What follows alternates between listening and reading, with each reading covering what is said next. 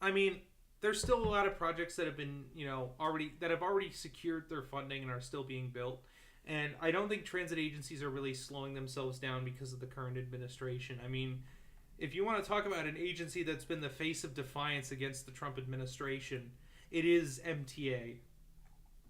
MTA absolutely does not want to give up congestion pricing, and I gotta applaud them for that. It's a real hill that they're standing on.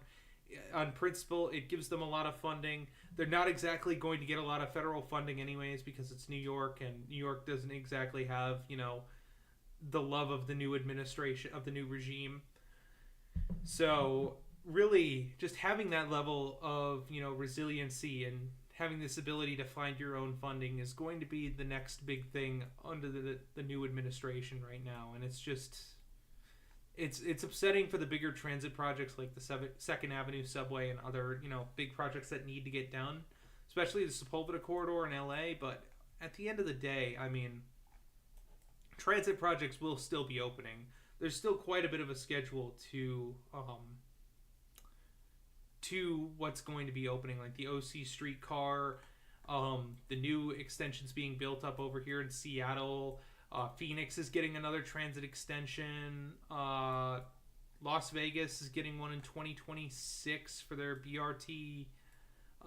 St. Louis is going to get an opening on its metro extension.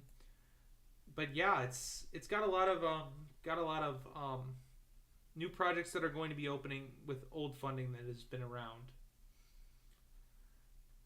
See, here's the thing: is that this new administration is not going to support transit, whether you label it as supporting them or not.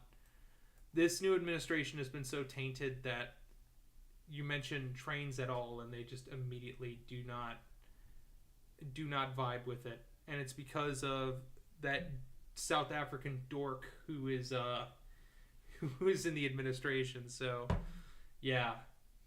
Can Trump retaliate against congestion pricing? I mean, of course he can. He's the president, but I mean, at the end of the day, New York can do what it wants unless the federal government actually sends boots on the ground to deal with it. But I think New York City has been, and the MTA and the governor of New York have been calling the regime's bluff on congestion pricing, which has been good. Honestly, the cameras will stay on, everyone. The cameras will stay on.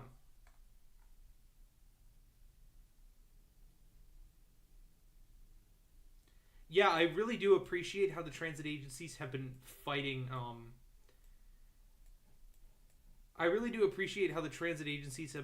This regime. Sound Transit isn't exactly perfect, but being able to keep their secured funding for projects that they're looking for is key to their existence at the end of the day, and making sure that they can extend transit to more people and move people more reliably through the cities and to their homes and wherever they're getting to is respectively their main job. And if the new administration is trying to mess with that, I mean, what else can you do other than fight back against it? Because I mean, rolling over is not exactly going to benefit you at the end of the day, and it won't save your jobs either.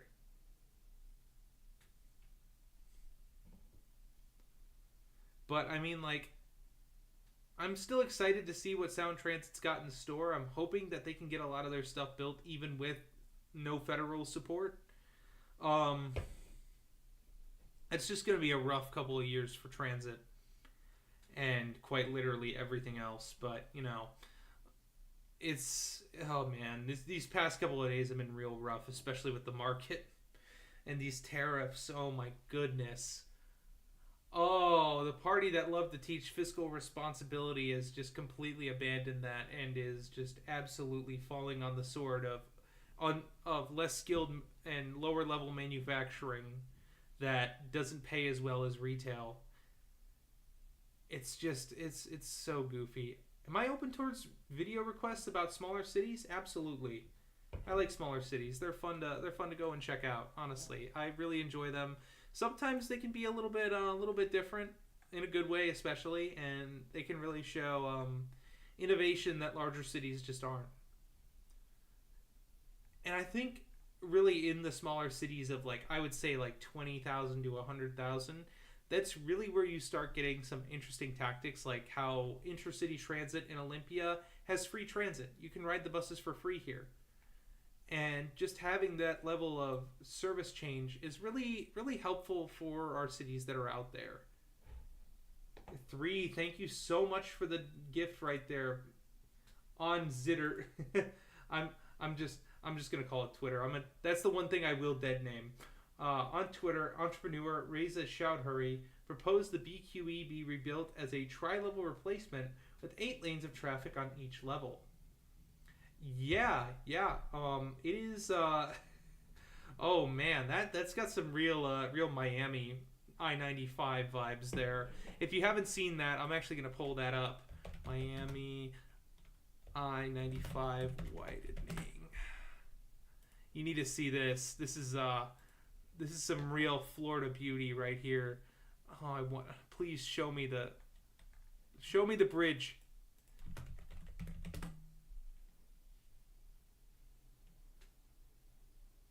Yes. So I-95 in Miami is getting a brand new bridge widened just for their level of new highway service. Not that thing. But it's basically a second deck on top of the existing I-95 that's going to be going through downtown Miami and a lot of its surrounding neighborhoods. Some real transit innovation right there, if you really think about it. And I think, yeah, New York City should do 24 lanes all stacked up on top of each other. Never mind the fact that all these West Coast cities are getting rid of transit, or not getting rid of transit, but getting rid of their giant highways that cut right through the cities. But Miami has thought maybe we should do more of that. The things that every other city is getting rid of. Also, speaking of giant highways going through cities, I'm gonna glaze Seattle some more here. I absolutely adore the Alaskan Viaduct or the Alaskan Way project. I know that it's not perfect. It's got some flaws. It's still like 5 lanes wide at the end of the day. It's still a 5-lane boulevard, but I think that this more than makes up for it. I mean, it's got some great cycling infrastructure here. It's got bus lanes. The traffic really isn't that heavy here. A lot of it's been diverted to underground. But it is really enjoyable to even cross. It's got the pedestrian island there. It's really not the worst boulevard I've ever dealt with. And just overall, I mean, it's just a lovely little area now. Like, just so much better than it was. There's this cool, like, pedestrian bridge / aquarium extension that's been built on here with, like, a green roof. It's something that you have to check out. I really think that it's a great model for other cities. It's not perfect, but it is a really great model for other cities to kind of, revitalize waterfronts that have been taken away from us. Some other great cities that have great examples of that, obviously San Francisco with the Embarcadero. I love the Embarcadero. It's still got that boulevard there, just like the Alaskan Way does, but overall still a really great change. And then Portland. Portland also got rid of a highway right through the middle of its downtown. I guess it wasn't really so much of a highway. I mean, I guess it was, but it was kind of not up to interstate standards, but it was still an early highway. But getting rid of it was still a great idea. But yeah, I mean, there's a lot of these great examples. I believe that what did New York City do it on the Hudson River, correct? I'm trying to remember right now. But other cities really should start taking the initiative.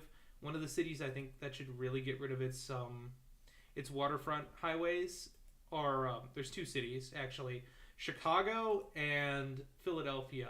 Philadelphia should get rid of its riverfront highway. Chicago should get rid of its lakefront highway, because Lakeshore Drive is truly an unbearable nightmare at the end of the day. It's too wide for what it is. It's literally an expressway on the waterfront. And yeah, our waterfronts deserve better than expressways on them.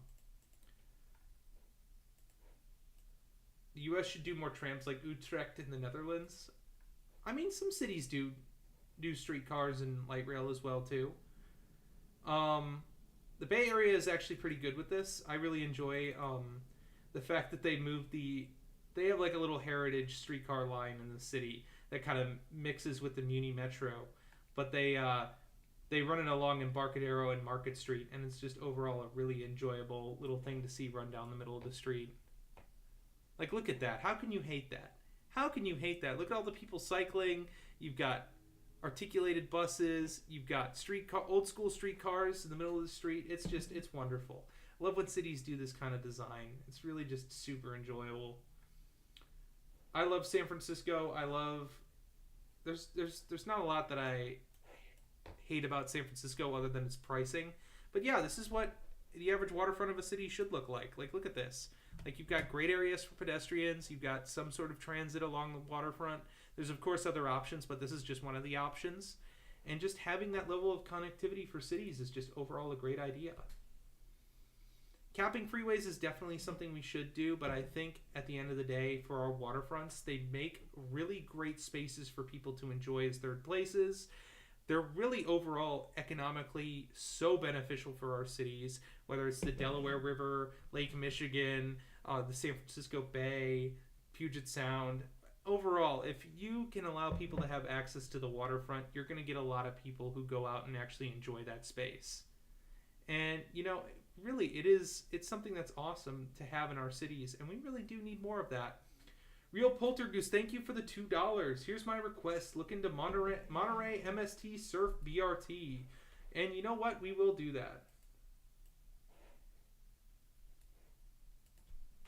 MST Surf BRT. The surf. Ooh, we got a nice old website here.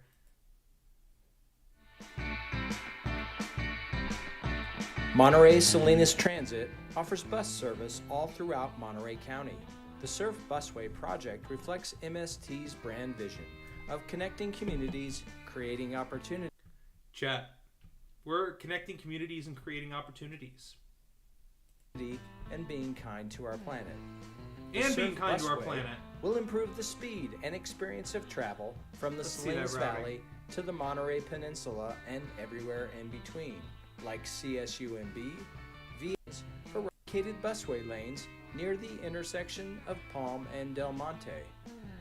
Surf also includes a new transit stop at Palm Avenue and Del Monte Boulevard, designed to improve convenient bicycle and pedestrian access. Oh, I really do like this little busway here. It is kind of a weird transition that it has with being on Del Monte Boulevard here, but this seems like it could be a really nice station design. I hope they do upgrade it, and this is just a little cheap rendering that they did, but having this busway is a great idea. With a new bicycle and pedestrian trail along Marina Drive. Passengers will enjoy frequent service with quiet, zero-emission buses every 10 to 15 minutes. The busway will include a... Thank you. Thank you. I'm glad they're doing every 10 to 15 minutes. I hate agencies that just say every 15, and they're like, that's good. Every 15 minutes is good. 15, unfortunately, should be considered the bare minimum at the end of the day. And I really hate that a lot of agencies just kind of see 15 as like this, like, oh yeah, that's frequent. 15, like, it feels frequent if you're coming from like 30 minutes or an hourly service, but 15 is like the bare minimum. I think 10 should be the standard at minimum, and 5 should be our real frequent services. I have kind of a higher standard. I'm just setting it because, I think that we should angle for something a little bit better than we've had before, but yeah, like, we can do better. And I think that every 10 to 15 minutes is a good start, especially from an agency in a city like Monterey, where you really just don't think about transit being there. And I mean, even the fact that they're doing this level of transit is good, and having this type of BRT service. Bicycle pedestrian crossing at the existing Rain Dollar intersection. This will provide better coastal access for Marina residents and a safer crossing for Marina Drive. This is not a great intersection. They're probably going to want to rework this here. This is a good crossing island here, but like, these lanes are still way too wide, and they got to do some work there.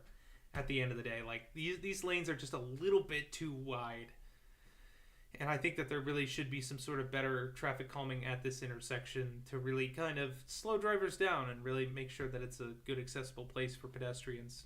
Once again, it's a render, it's not a final product, but, I feel like they could do better there. Drive residents crossing Del Monte to buy groceries.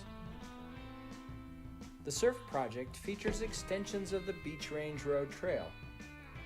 Good idea. for easier and safer bicycle access to transit, the coast, and beaches, as well as the regional scenic trails including the Fortag Trail Network. Nice. The Good SURF addition. project includes 6 miles of dedicated bus lanes parallel to Highway 1. Okay, that's sick. I love that. The Dunes development will include mixed-use commercial and residential neighborhoods. Okay. Once again, it's just a render. It's just a render.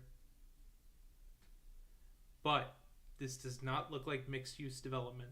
But we never know. It could be really good mixed-use development. It could just be housing with a couple of businesses by it. And will transform over 400 acres of former Fort Ord land into commercial, single, multifamily housing, apartments, and even including a large portion dedicated to low-income housing.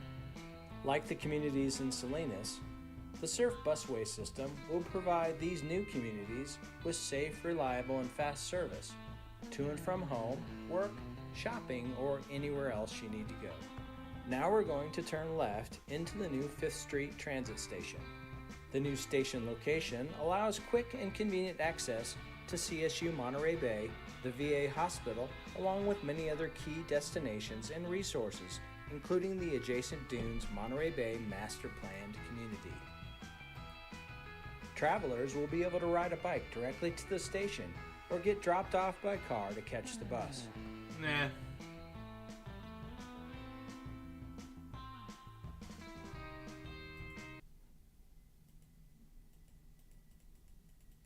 I'm guessing this is just the section that goes into the city. Okay.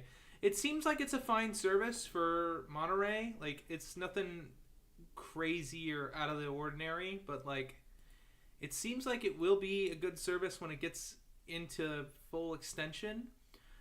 Definitely a lot less. There are definitely worse services in bigger cities, and I love this render here this is a graphic design here, but I love when smaller cities like this can actually put in the effort. Now Monterey, of course, is in California, so it's got a little bit more support for transit, but like having this level of service is still pretty solid, a pretty solid upgrade over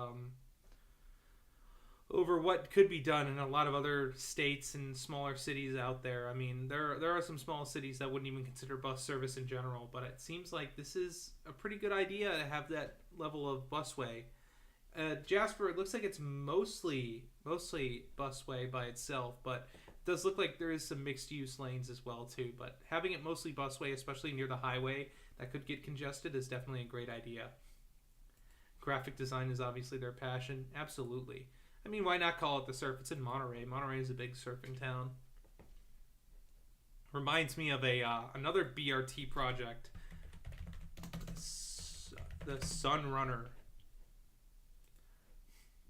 Now this is in St. Pete, Florida, and the Sun Runner is a little service that you can take from downtown St. Pete all the way to the ocean or the Gulf beaches. And it runs like every 15 minutes. It's even got room for bikes and I even think surfboards on board. I love when beach towns do things like, oh yeah, surfboard access on the bus. I think it's a really cool little touch for cities to do that and just kind of, really tap into their local market. I think the one downside of this service is the 40-foot buses. I really think that if you're going to do BRT, you should probably do 60-foot buses at minimum. Just for that, increased capacity. But, I mean, you could make it work with 40-foot buses, and it seems like Sunrunner's doing that. Actually, this is actually a NIMBY choice that was made. A lot of people were complaining about the possibility of 60-foot buses creating more traffic in St. Pete's beach area. But, yeah, that's why PSTA had to go with the 40-foot buses rather than the 60-foot buses. So Surf is the busway for the 20 service that MST runs.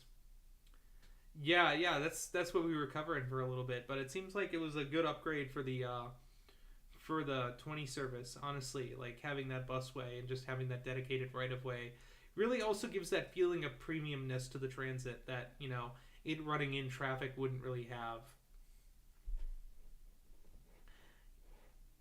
And having that level of premiumness honestly does help transit services at the end of the day. Just having the ability to feel like you're moving faster than other transit modes is such a benefit for transit.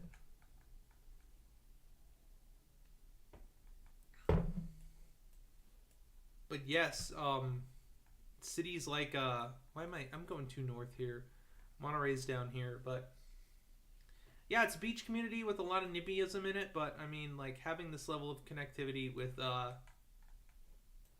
bus services is a start, and it looks like it's going to be running kind of over here. I mean, on Google Maps, it kind of runs from like almost downtown Monterey up through CSU, and then I believe onto Salinas,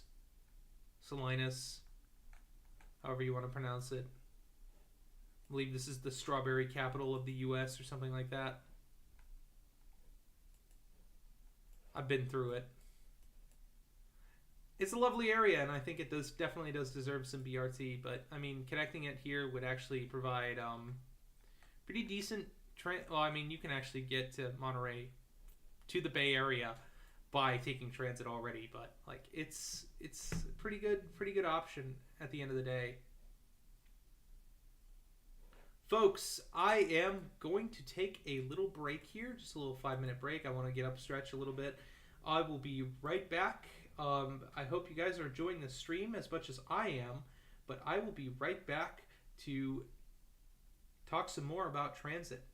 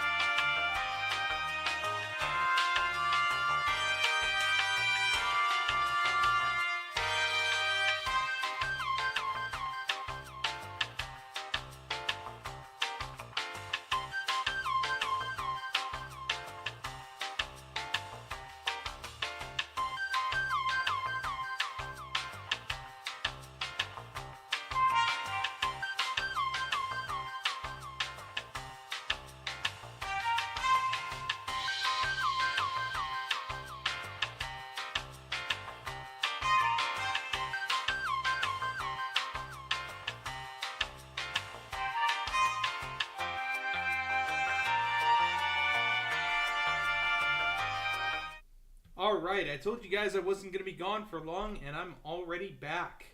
So, last we were talking about the city of Monterey and Salinas. And yeah, Salinas is supposed to be getting some Caltrain service, which will be super exciting to see.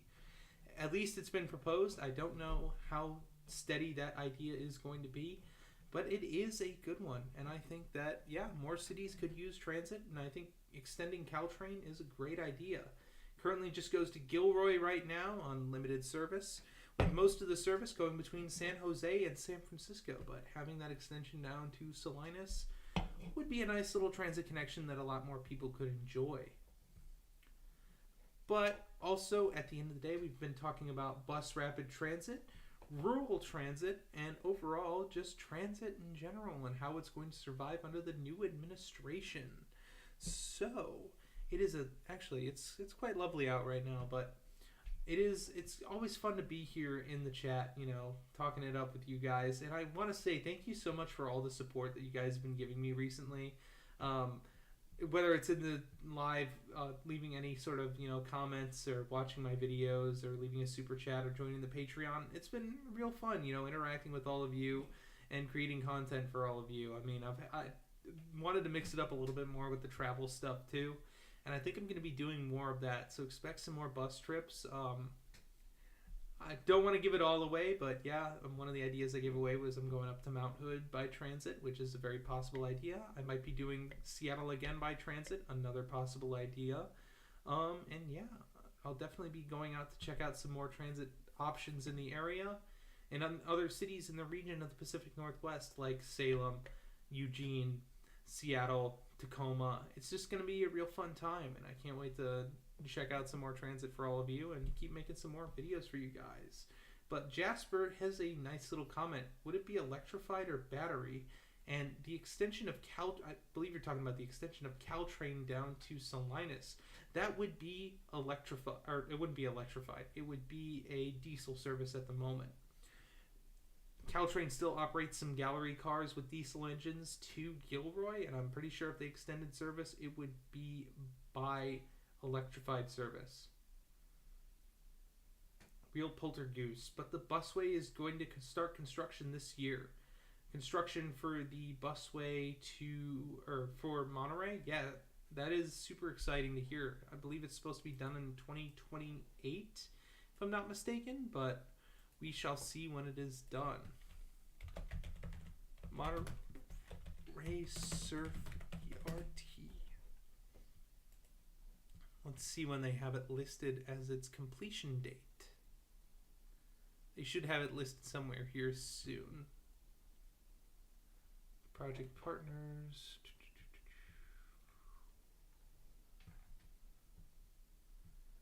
Well, here we go.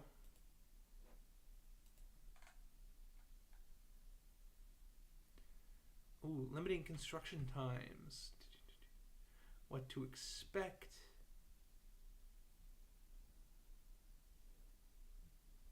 Removing invasive trees, that's always a good idea. Planting more native trees, good plan. Okay, so early construction work actually doesn't start just this year. It's supposed to be starting in like 10 days. That's kind of exciting. Surf busway overview. Yeah, their website isn't exactly the greatest, but we are working through it.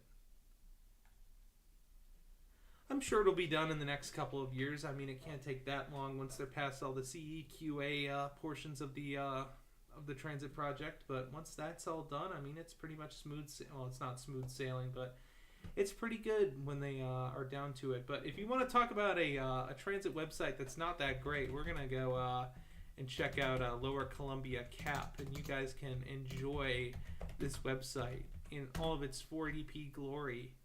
Or at least my stream's 480p glory. Nope, that's the wrong one. It blends in so poorly down here. Here we go.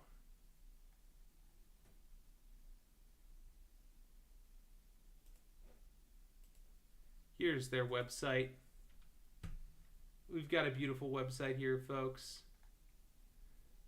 Transportation, and then you can finally find their public services for transportation.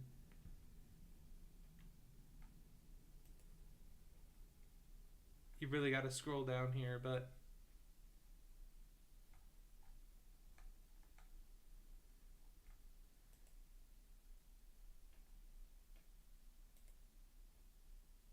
yeah, their schedule is on an Excel spreadsheet.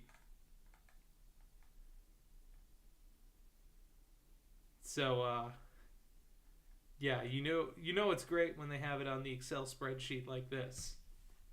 This is one of the services I took on my little transit journey. I took this one from Vancouver, Washington to Longview, Washington. So this one was definitely an interesting service, and just having the privilege to take this and deal with basically schedules posted on 8.5 by 11 printer paper, and then thrown out to the masses was truly wonderful. you gotta love when transit services give out that kind of scheduling. It's I love when a transit agency really throws you to the dogs to deal with finding out where it picks up and drops off and its schedule at all, because this was printed and taped on basically computer paper. It was truly a wonderful experience to deal with. But yeah, Excel spreadsheets, that's the great way to make transit maps and schedules. So if you ever want to improve your transit services, that's how you do it. Is doing that. But at the end of the day, those services do provide some great opportunities to actually get between regions, which, I mean, you can't say for a whole lot of other things like this. One little highlight of this trip, I'm going to come back to it, was just being in Longview and seeing how well they had designed a small transit center. So this is the Longview Transit Center right here, and it's actually a brand new building that's quite enjoyable to be in. I was quite shocked with how nice this was. It was like brand new modern interior, bathrooms were clean, well taken care of, good waiting areas, and it serviced multiple transit agencies here. Trying to get a good view of any of this station because it's kind of tucked in away here and it's not exactly a big area. But it was surprisingly good for dealing with Lower Columbia Cap and River Cities Transit. I thought it would be a pretty horrible place to wait for a bus or a train, but it turned out to shock me, honestly, with just how nice it was. I think it was probably from some funding from the state of Washington to actually invest in their rural transit services, but overall, not a bad place. In fact, I'll pull up some footage here of it. But you know it's good when you can get to a small city and it has a half decent bus station. Like, it's nothing to write home about. Like, this is not exactly the most giant transit center ever. But it does have shelters outside. It's got this big area inside with an attendant who is willing to help out people. And overall, just provide that level of service that you would see from a more, urban transit agency. And just being able to get that kind of guidance on where you need to go. Honestly, I don't know if urban transit agencies do that very well. But it felt like when I was at this transit center, I could have gotten directions and been pretty informed on where I needed to go, what connections I needed to make. And if I had any questions for the people behind the counter, it seemed like they were going to be able to give me a decent response and not be completely horrible. But yeah, Lower Columbia Cap is going to be getting its services cut in June because I don't think it's getting any new funding from either the state or the federal government to continue funding the services. There's been no announcement on that, so the service will continue running until June. But once June hits, it's going to stop running services. Also, one of the more interesting things about this station when I was waiting here with Nick is Nick is a big cyclist. He runs the account Cars Suck. He's a good friend of mine. We live not too far away from each other. But one interesting thing was he pointed out this bike parking, and it actually is almost like rubberized on the inside of the bike lock, so that way it doesn't damage your bike when you basically park right up to it. And he told me that was kind of a new thing and kind of not really, he hadn't really seen it before anywhere in Portland or anywhere else he's been. So it was kind of cool seeing a little bit of cycling innovation at a new transit center. That's kind of, not exactly in a very rural age or not exactly in a very urban area. It's not like this place gets a whole lot of transit funding, but it was kind of cool to see just this level of design that had been implemented in such a small town. Another really good thing about Longview too is that it was just kind of an interesting little small town too. Like, this was this is kind of the main streetscape here in the city, and it's very well laid out in this old school design. Like, this is traditional zoning that you'd see. It's that dense mixed use walkable urbanism that we're sorely lacking today. There's not really any setbacks on the buildings. You've got multiple levels for use in the city. It's not exactly a big city either. I mean, Longview is not this giant city that you think about. And I mean, it's probably more towards the mid-size because it is, a little river city on the Columbia River, and it's got a little secondary city right next to it. But just having this good kind of zoning here really does a lot for the city. I mean, the road's still kind of wide. It's got quite a bit of parking, and it's also got, 2 lanes for traffic. But on top of that, look at this crossing right here. I mean, it's not raised, but it does have a bulb out. The bulb out has bioswales. There's extra space on the sidewalk for more crossing room. It really made the crossing here actually a lot more safe than it could have been. This could be a lot worse. This could be, with this exact layout on this exact type of street, this could be significantly worse than what it is right now. And I think having this level of design really does add to just the making of a good urban area. On top of this, we also kind of ran into this really cool little site here. And it was like this little old school indoor mall, but it was like very small business spaces. So you could have like a tax office here, or like a one person law firm, or like a flower shop. It was just, or like a coffee shop, and there was all this seating inside. And it just felt like a very homey mall space. It wasn't exactly big, but it was a mall. It was technically a shopping mall by all definition. And this is the kind of shopping mall that allows for that niche to fill without taking out Main Street, you know. In fact, it kind of adds to it because this adds in a lot of businesses that can't exactly fit in a more traditional, larger space. So, you know, if you don't need exactly a whole ton of space, but you still want a separate place to do business, this was a great space for it. You know, you had all types of different offices for financial services, legal services, small niche stores in here, and coffee shops and stuff like that. And it was a really cool little addition. You know, I never really thought of it for towns or cities, but it could be a really great idea to kind of spread out through different cities. And Longview honestly surprised me with its Main Street and how decently good its urbanism was, even though it's not exactly, you know, a stunner of a city overall. There's still a lot of parking. It's still quite car dependent in some of the other parts of town, but, you know, this little pocket through the main street was truly an example of how to build a walkable city, or at least build the basics of it. I did notice something is this a restaurant? This is not a restaurant. This is actually a mall. This is a mall for small businesses and niche stores and just businesses that really wouldn't take off in other areas. You know, it was kind of just a little something that you just don't see much of anymore. It had public restrooms too that you could access as well. It was overall just a super little enjoyable space that was there. But yeah, I noticed in chat that there was talk of a fiscal cliff for transit in Chicago.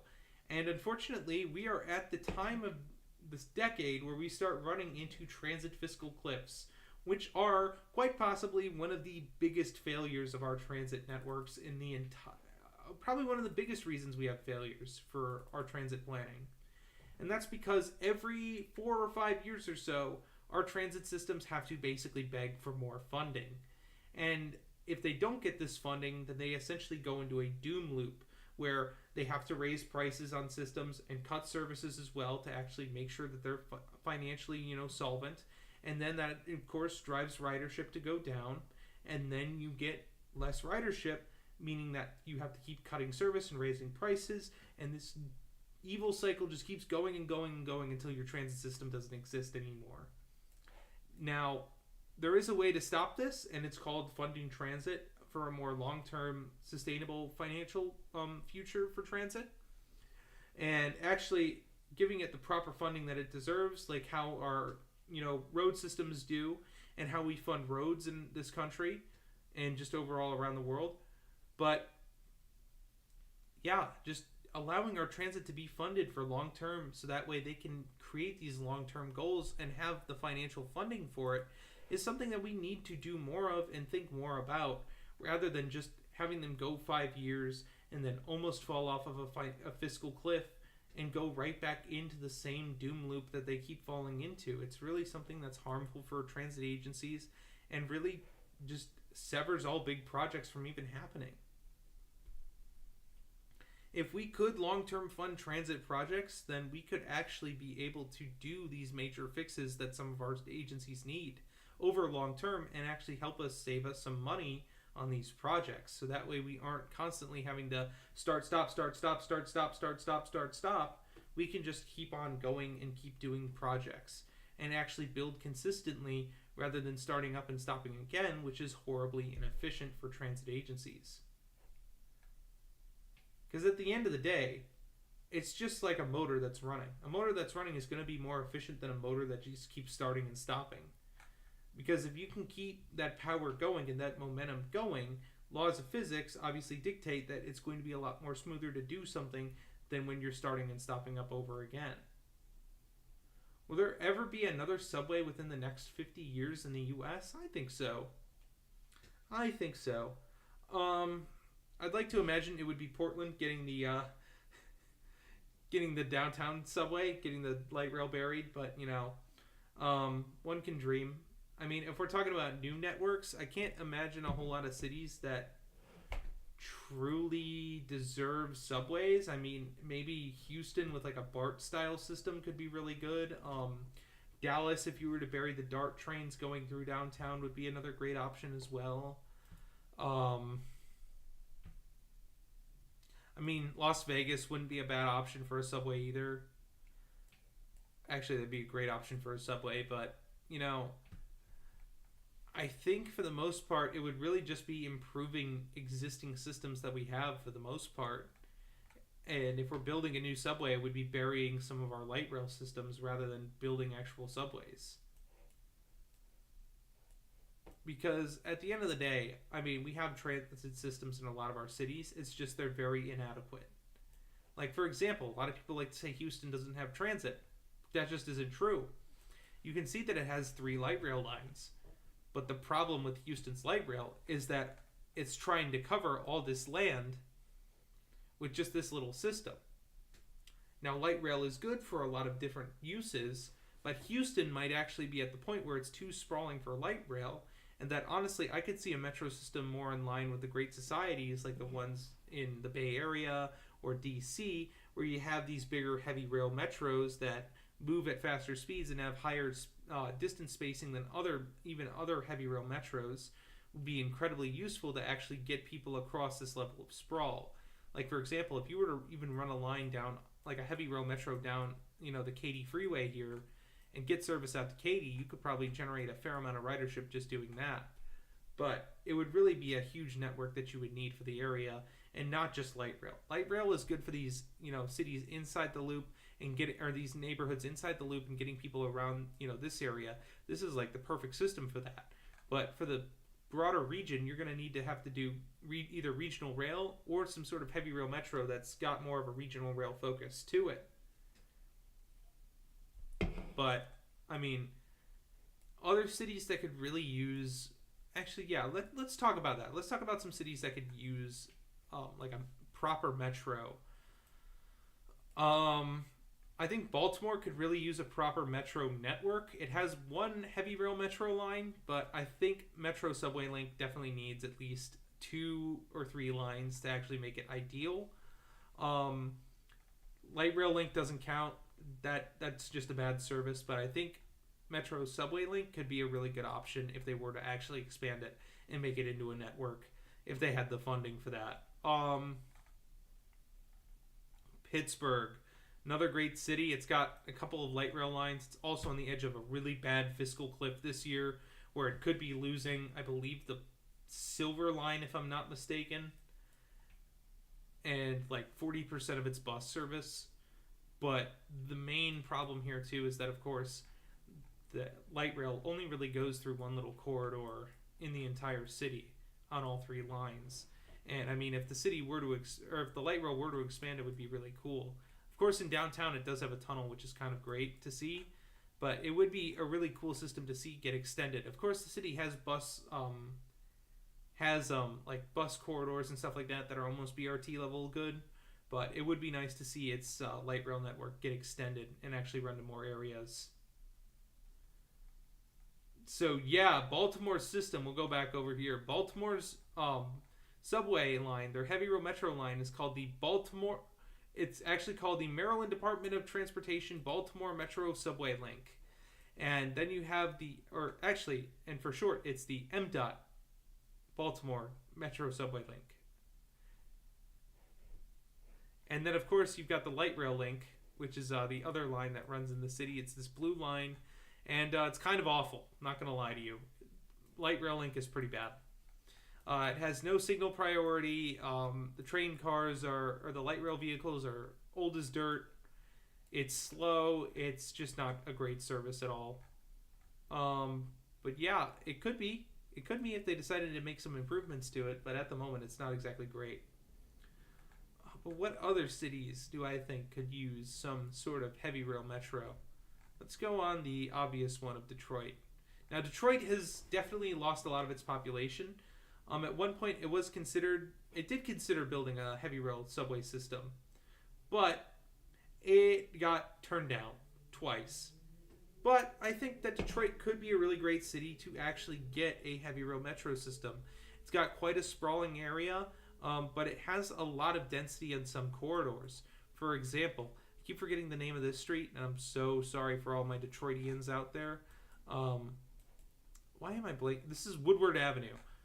And this street basically goes all the way out to Pontiac.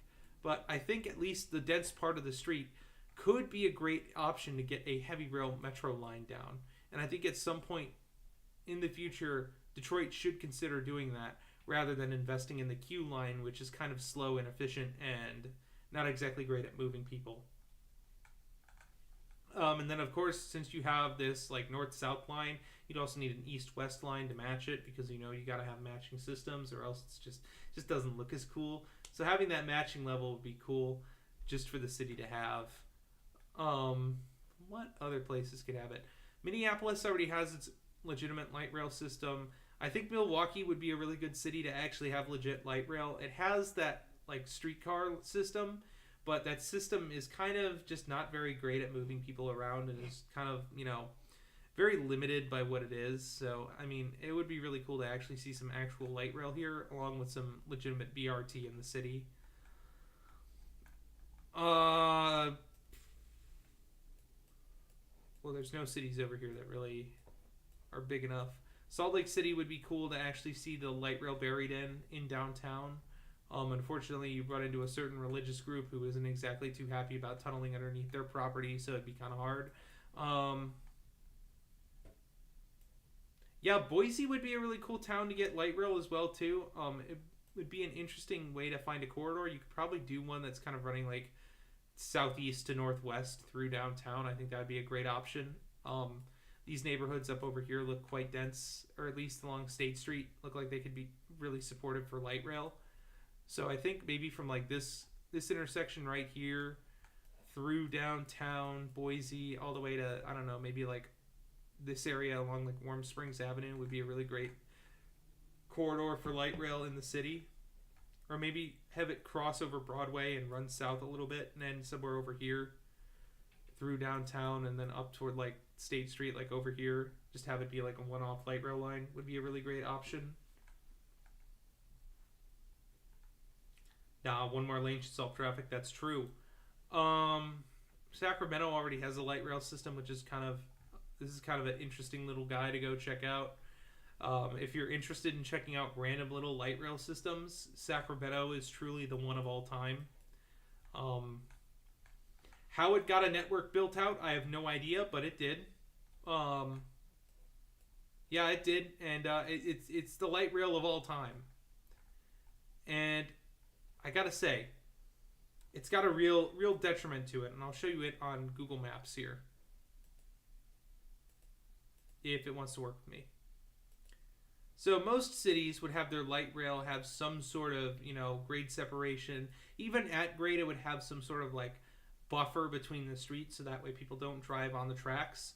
Not only is there no buffer here, but you're actually allowed to drive in this lane. So it is very easy to stop the light rail service in downtown. Was that a Cybertruck on freaking Google Maps? Ew! Ew!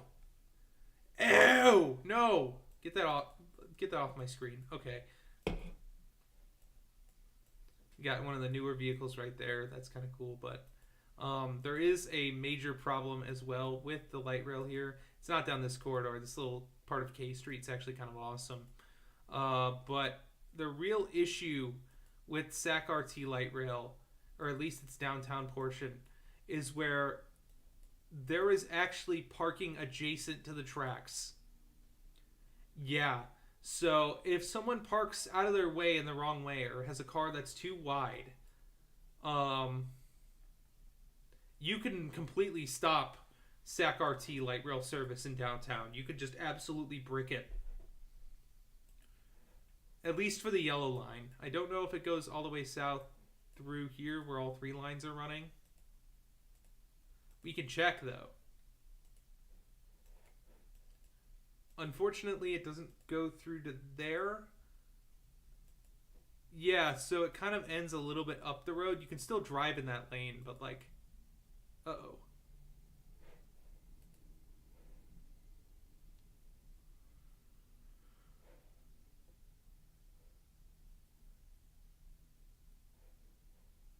Okay, I may have cut out there for a second, but I'm back. Okay. But yeah, you can completely brick SAC RT light rail service in downtown. It's kind of a 0 out of 10 strategy for the city. But it also includes some of the worst design that you can have too. Light rail that parallels highways is not exactly great design. I know this because I live in a city with it. And yeah, as you can see, this is kind of not ideal for ridership on a transit network. So yeah, great idea for your city. Don't have light rail run in the middle of a highway. Kind of really bad for service. And yeah, you can see here in Sacramento too. I went on this little tangent earlier. This is actually the most egregious one. Morrison Creek Station is a future TOT development, but as you can see right now, there's no oriented development over here.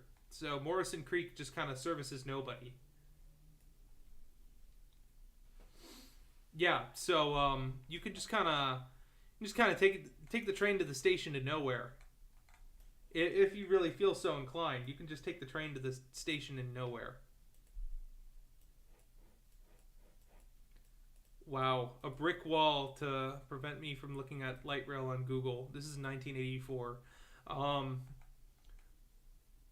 Yeah, it exists there because there is a future transit-oriented development coming over here, but at the moment it does not exist. They built in preparation for this to come. Yeah, it's super funny. You can't even use it as a park and ride at the moment. You could use it as a walk and ride, though. You could walk to the station. You just do a little bit of trespassing, but you can walk to the station and get on your Morrison Creek station train. It's such a funny little station. I love it. There's another one for RTD that's just like it in Denver. But that one might even be more egregious. So we've got this area in Denver, and on RTD, Long Creek City Station. All right, you can at least get to the station by driving, but like, there's not really a reason to. And it's kind of just the station's out in it's out in the middle of nowhere. Here, let me get a great view on it for you.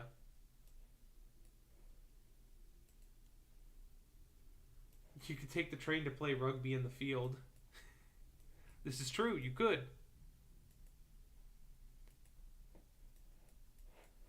I'm taking the train to admire the field. I just love how it runs out to the middle of nowhere.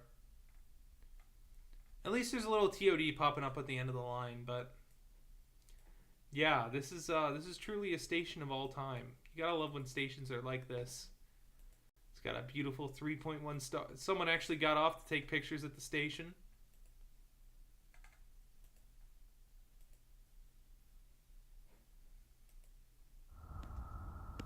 Great video, always enthralling. I like calling them the cyber yucks. I think that's a great term for them.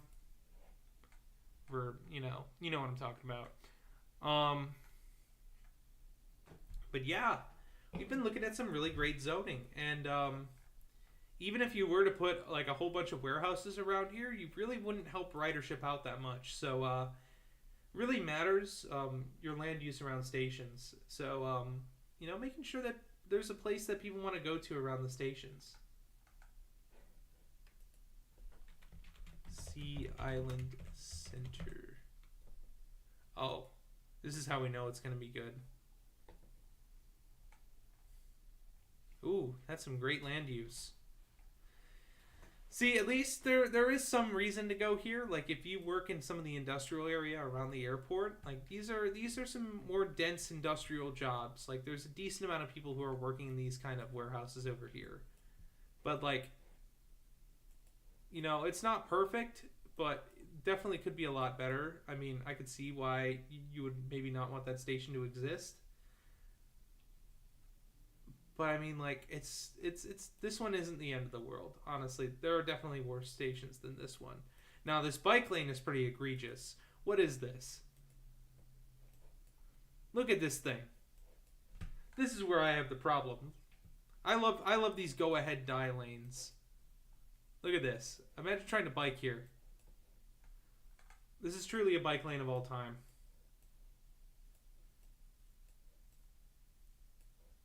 Five duplexes plus 3 parking spaces per unit is equal to TOD. Yes, that's true.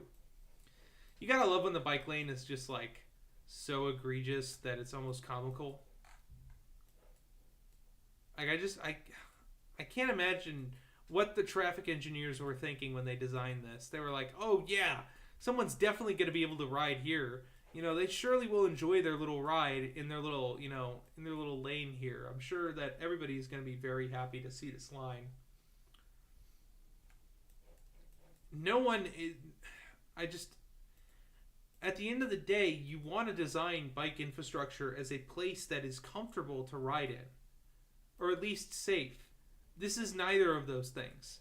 This is uncomfortable and unsafe. Also, just a green crosswalk in Vancouver. Great touch. Did that sign really just say single file?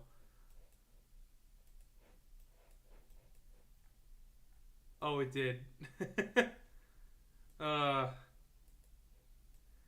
man, I love bad bike infrastructure. It's truly a thing of all time. And there's some bad bike infrastructure out there, folks. I'm sure you've probably all seen it. It's more common than you would think. I want to find one of my favorite examples. So this is quite the corridor in Portland. It's called Barber Boulevard, and if you take a look on Google Maps, this is a bike lane. That is a beautiful bike lane, folks. I couldn't think of a place I'd want to cycle more than Barber Boulevard in Portland, Oregon.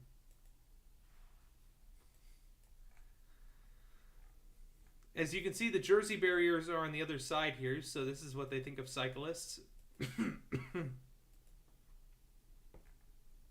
Now, of course, we've got some beautiful shared space area here, but of course it's increased visibility, so it's painted green.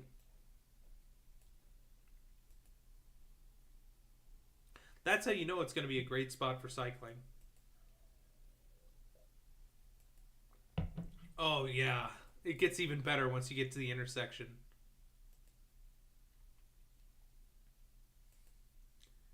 All right, should I cycle here? This is not, I'm not doxing myself here, but I do live within a reasonable cycling distance of this place. I should cycle here, right? 1, if I should cycle here. 2, if I shouldn't cycle here.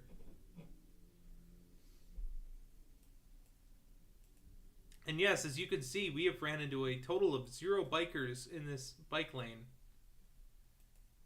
This means that this is a very important bike lane. And many people are using it. And I should use it. So 1, if I should bike here. 2, if I shouldn't bike here.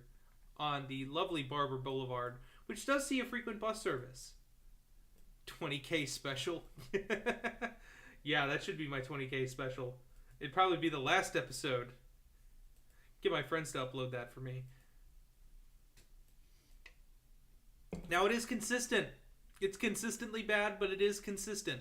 Also, gotta love this design. I've only ever seen it on the West Coast, but it's like these little things that say like, you can't cross here. Nope, no crossing. These signs literally say, like, don't cross. In fact, they're so effective, they get taken out by cars. Oh, wow, yeah, no. Oh, wait, no, this is like 2019. So maybe it was that one was taken out earlier.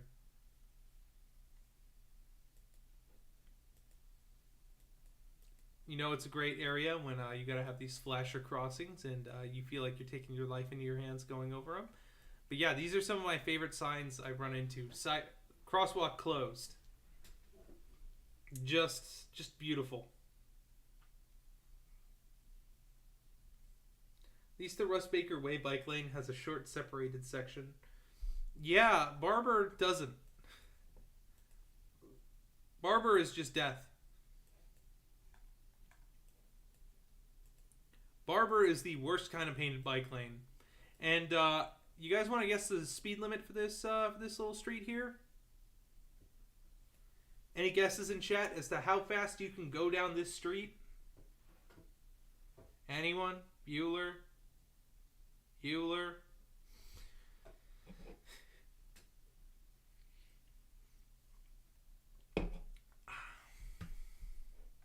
Because it's an interesting speed limit here. DOT checklist bike lane. Yeah, this is the definition of DOT checklist. Yeah, the speed limit here is 35 miles an hour. Do we think people are going 35 miles an hour down this street? Do we think anybody is going down this street at 35 miles an hour? 90 miles an hour. That's what it feels like it's built for.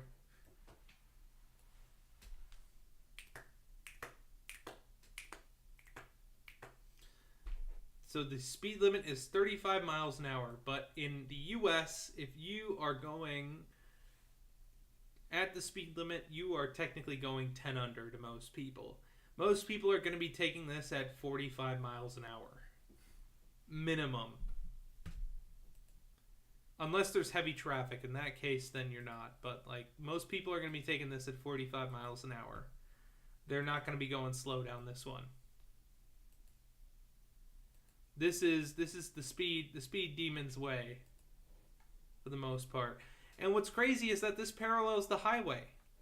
This parallels I-5.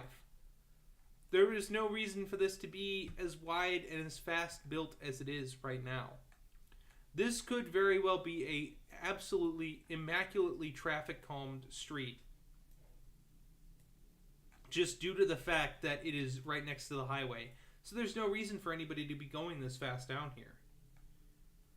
But like, it is. And actually, Barber Boulevard was designed, or was almost converted into a transit right-of-way for an extension to the max. But that was actually rejected in a ballot initiative to get the funding and approval for it. So we may never know if this will exist. They might try again for it, but you never know. But like at the moment, yeah, this currently doesn't exist for, you know, the people here. This exists as a way to get cars moving faster.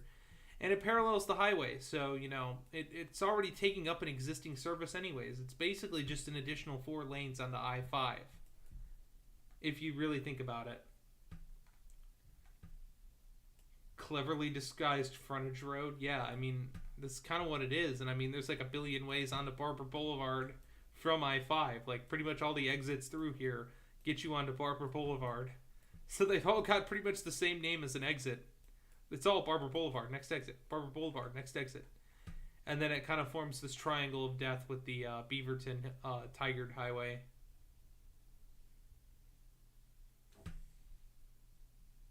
So yeah, really, really, really awful vibes in this little corner of the Portland suburbs.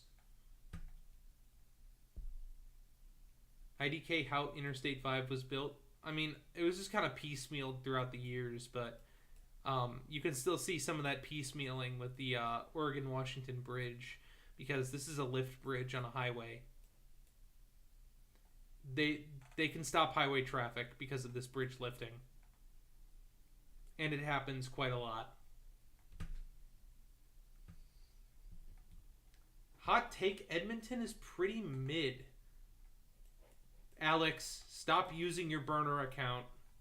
No, that's Calgary. I get them confused all the time. Edmonton, here we go. Actually, I don't get them confused all the time. I don't know why I said that. But yeah, Edmonton does have a pretty sick LRT tunnel, but it also does have that service running line as well too. So it's kind of goofy in the city. But I mean, like, it's not bad, but it's not like amazing. It just gets a lot of ridership because the city is a lot more dense than other cities, even with the suburban development. And there's a lot of offices that are very concentrated in downtown. That's something that we've kind of lost in the U.S. is that concentration of offices in downtown compared to Canada. Even while work from home has taken a lot of jobs out of downtown in both countries, Canada has kept them mostly in the downtown core of the city. While in the U.S. we have a lot of offices that have moved out into the suburbs, which kind of really adds this horrible, depopulation of people being in downtown. But, like, it's not bad. It's just not, like, this excellent city for transit.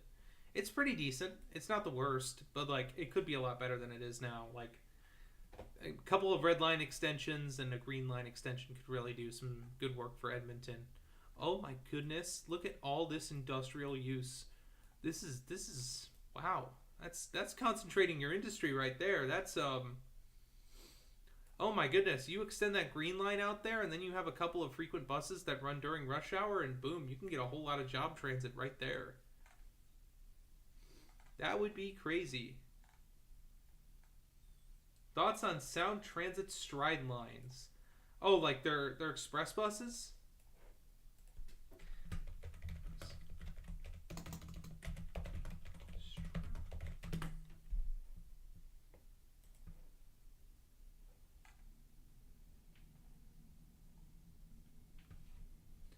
Yeah, they're pretty great, honestly. Like they're like they're the ones that kind of run through Bellevue to like Linwood and Tequila.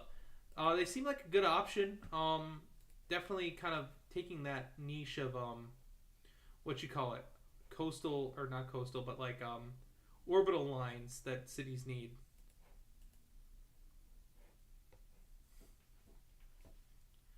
It's an alternative for the highways.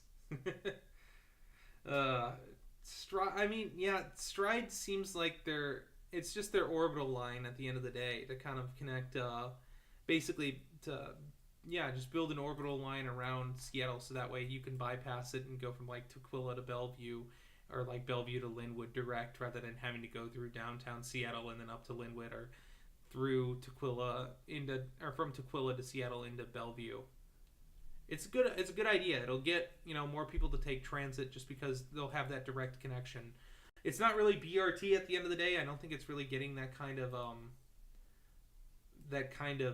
right of way. Is it? Let's see. I've got the Stride page here.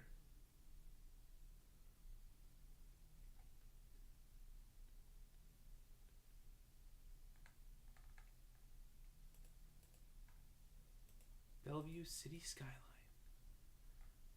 Yeah, I mean, this just looks like it's an express bus service, just kind of labeled as a... It just looks like express bus is labeled as BRT.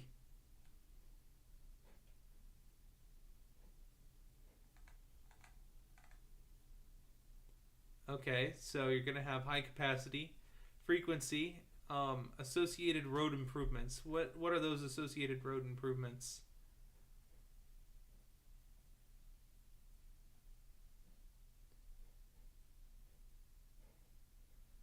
Electric buses, that's great.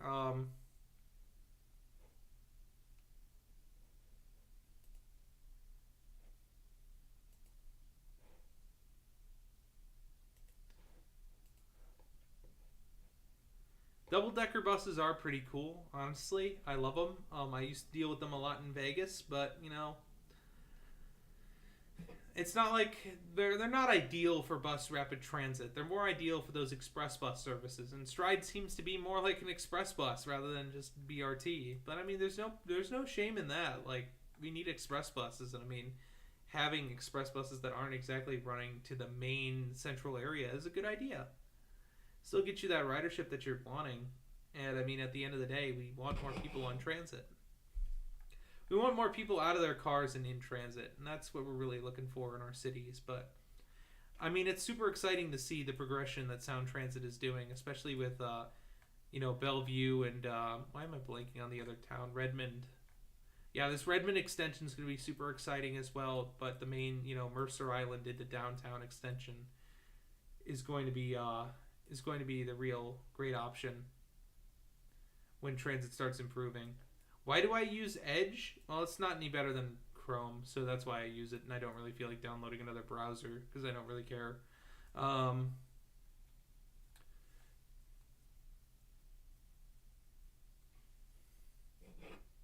The S1 and S2 is more like an express bus. The S3 is more like a BRT line. Interesting. Yeah, I mean, regardless, Sound Transit focuses more on the regional transit for the area rather than, more localized transit. So, I mean, them building BRT, honestly, isn't really kind of in their, scope as much as it should be. Because, honestly, that's more of the local transit job in the area. I mean, Seattle has Rapid Ride, and that's handled by, King County Transit Services. And they do more of the local transit. Well, Sound Transit is more regional with the light rail and the Sounder and the express buses out to the suburbs, but it's not the worst idea to have that level of express/BRT buses from another agency as well. Even if it's in the the surrounding area too, which should be good. It should be a good extension onto the services. Seattle is kind of weird. It's definitely doesn't operate quite as the same as another region just because it's on this isthmus here. It's separated from a lot of areas, and it really kind of is, hamstrung on building the expensive transit anyways. But they did do a good job of doing some cost cutting on the extension between Bellevue and Seattle by building a floating light rail bridge. I think that's kind of a cool idea. I mean, you could see it here. It's literally the first ever floating light rail bridge in the world. But this bridge gets...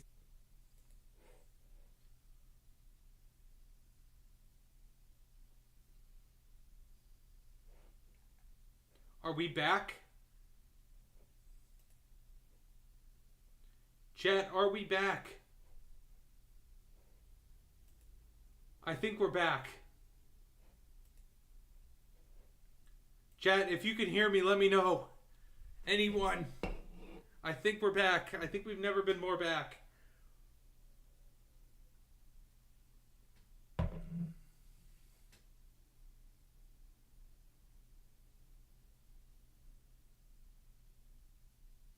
There's only 7 viewers now.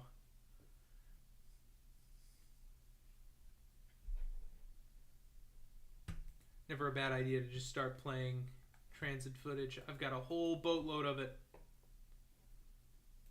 All the transit footage for you foamers. And I'm gonna dig deep into the services. We're gonna go with SAC-RT.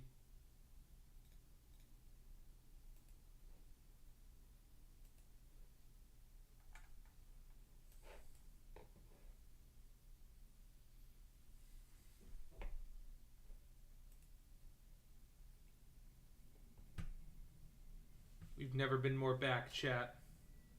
We've never been more back.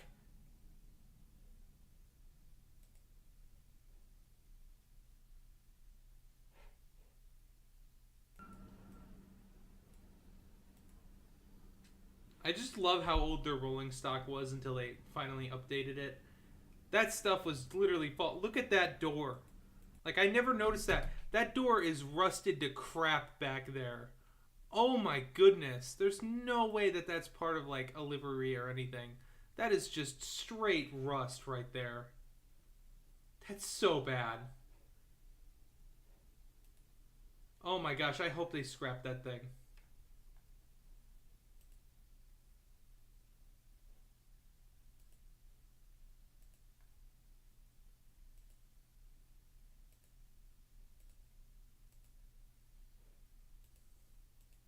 Is anybody in chat still?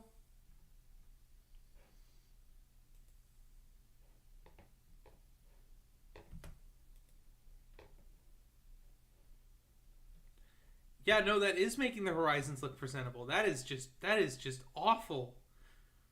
Oh my, they're like the cool thing about getting all this footage is that sometimes I just go back and I just notice things that I just never did before.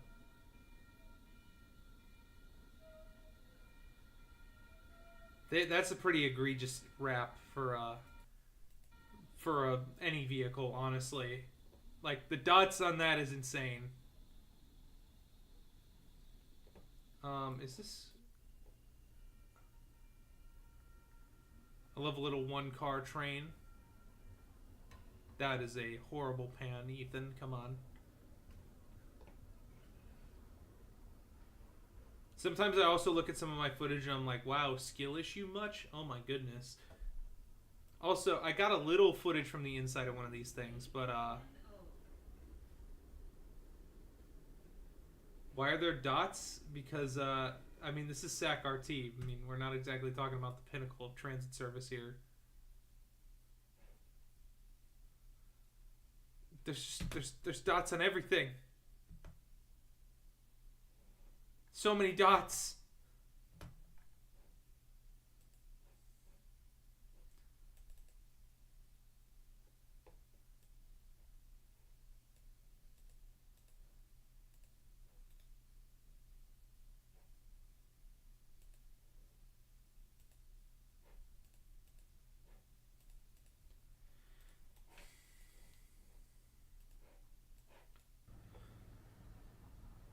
Also got to go through the bus footage too. Oh, here's a fun little thing. I was looking for this clip. Okay, so yeah, you could see the bus obviously right here. But the real catch is you can see this tow truck that's towing away a car that's parked on the light rail tracks. I wish I had gotten another angle of photos of this, but there were like 8 light rail trains that were all just backed up behind this thing, wrapped around the corner. It was hilarious. Bro, turn on a light, you're sitting in a cave? Yeah, I'll just keep sitting in a cave, I don't care. It's nighttime. It's dark. You want to see my room? It's not that crazy. I'll keep burning my retinas to the screen. How about that? I don't need no woke lighting in here.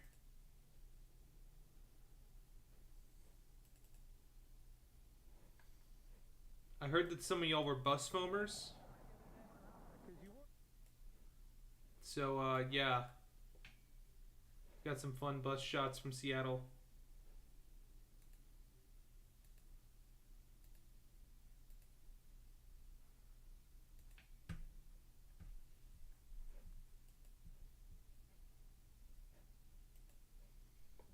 I love going through all my old footage. I think it's so much fun. I don't know why, but it's just fun. It's a fun time.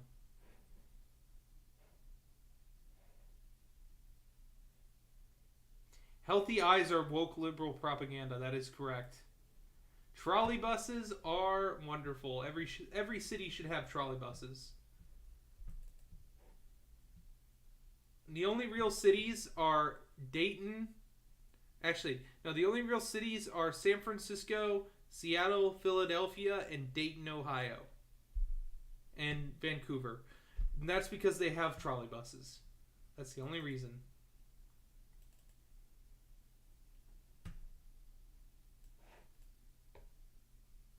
This is an old clip that I got right here. Just bus maxing.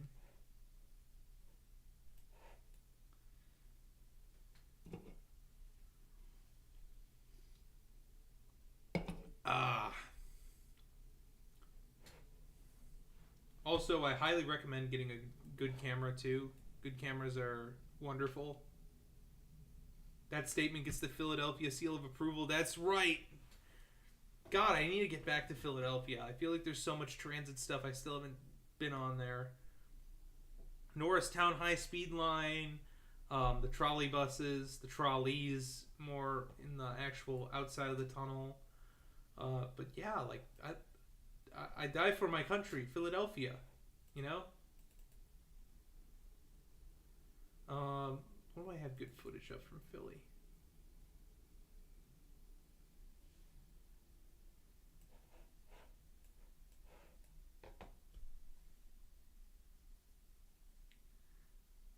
Trolley bus maxing over bus maxing. That is correct.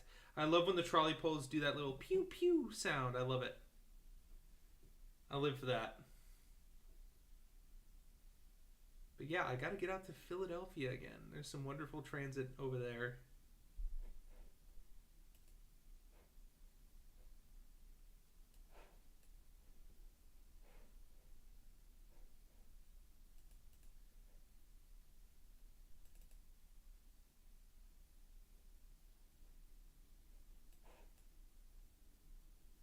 There's the Patco speed line right there. Yes, R262 versus R268. We were talking about that just a little bit earlier. That, yeah, Franklin Square has been reopened. And honestly, it's kind of a nice little blend of modern and throwback to stations. And I think that's a good little addition that, you know, our transit stations need. You know, it's a nice, good design. Like, when older stations are redeveloped with something new to it, I think it's a good blend of old and new. And yeah, Franklin Square has done a pretty good job at that. There's not really a whole lot of imagery out, except outside of the news, but you know, it'll be something if I'm back in Philly I gotta go check out, because I also haven't been on Patco, despite the fact that I've got footage of it. Oh, look at that, their views are already stellar. Oh wait, no, that's 7th and Race.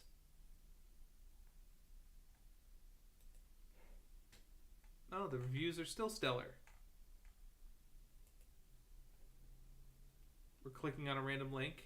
But yeah.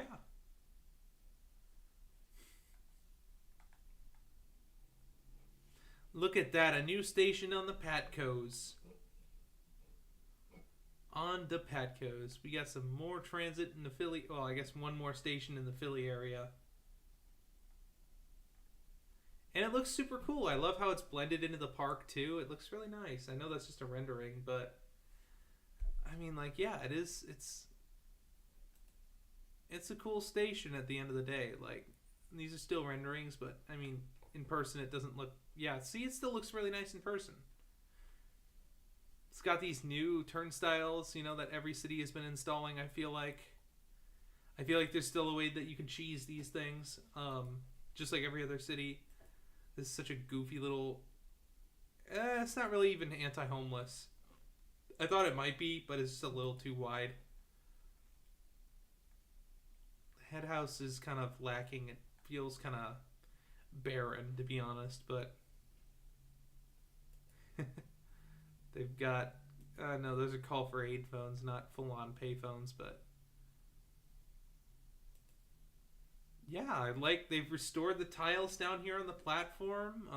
The platform doesn't look like it's brand new, obviously, because it's not a brand new station. It's basically just a rebuild of an old station.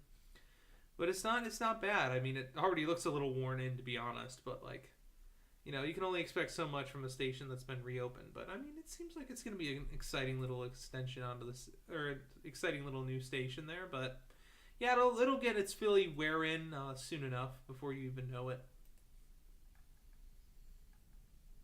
But yeah, it looks nice. Like it just looks like a good station. Don't know how else to explain it. I think it honestly kind of looks like Muni's new station with the Central Subway. I'm not meaning that to curse the station. I know that that's not exactly the best station that's out there, but like it could be so much worse for it. But I think that this is a really great addition to, you know, the station here. Anyways, I mean, this has been a super fun stream, guys. I don't know if you guys have been enjoying this, but I've been really enjoying tonight here. I'm probably going to start wrapping this up soon, so if you guys have any more comments, any other things that you want to let me know, I really appreciate the support, the super chats, the subscribing to the channel if you're new, you know, if you just popped in to see a random stream from a guy who just is on here. I talk about urbanism, sustainability stuff, transit stuff. It's kind of my forte. It's what I've been doing in this stream all day today, but you guys are awesome. The support of the recent videos has been great. I definitely appreciate that. I'm looking to do more like travel stuff that I did like in my last video. I think that was super cool. And I can't wait to do more of that for everybody. But yeah, it's been super fun tonight. I've been having a beverage here with me. And it's just been, you know, streams are fun. Streams are fun. I love making the most of them. They're really wonderful. And checking out new transit stations that have opened. As you can see, we're definitely more the cheesesteak empire here and the PNW empire here than Boston, because literally 2 new commuter rail lines opened up, and we've been talking about an infill station in Philly and then what's going to be coming in the PNW. So obviously we're quite cheesesteak pilled out here, based in cheesesteak pilled.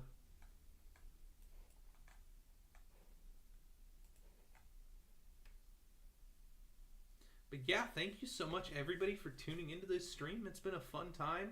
I'm still trying to iron out some of the stuff, add in more stuff. If you didn't notice, I added in a little chat screen here. I wanted to kind of, increase the viewership from you guys, or at least at least so that way your chats can appear on screen. I'll probably relocate that location for the next stream because I can see the little Climate and Transit logos in the way. But yeah, guys, thank you so much for tuning into this stream. It was super fun tonight. Once again, I'm going to try to make this more of a regular thing, but y'all have a good one, honestly. Like, this was super fun. We'll probably be on stream next week, too. See ya.